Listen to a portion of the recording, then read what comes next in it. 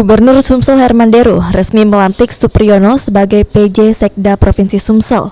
Salah satu alasan utama Gubernur menunjuk mantan Bupati Banyuasin tersebut sebagai PJ Sekda yang sebelumnya sempat dijabat oleh Ahmad Najib sebagai pelaksana harian. Yakni Deru benar-benar sangat yakin akan kinerja baik yang akan dilakukan Supriyono. Dilihat dari rekam jejak karirnya yang pernah menjabat sebagai seorang pemimpin. Supriyono juga dianggap mampu dapat mengkoordinir ruang lingkup kerja pemerintah Provinsi Sumsel yang mencakup 17 kabupaten dan kota. Sehingga pejabat sekda harus mengakomodir seluruh kepentingan dan keinginan dari masyarakat.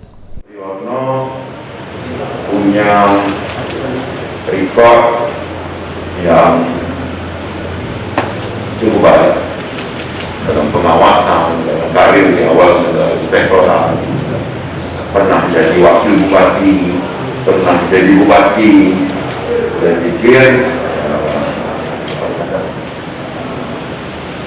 syarat administrasinya juga sudah terpenuhi, pangkatnya yang sudah tinggi, mencukupi syarat untuk menduduki jabatan ini.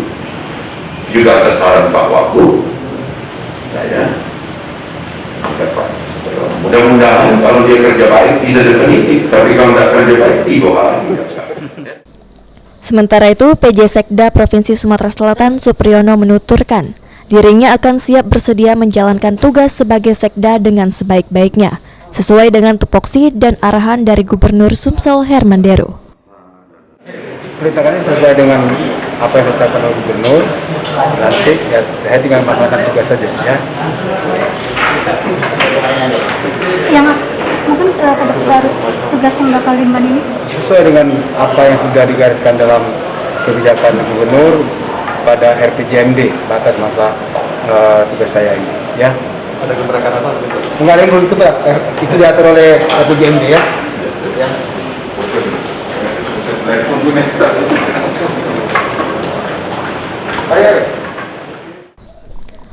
Okta Alfarisi, PAL TV.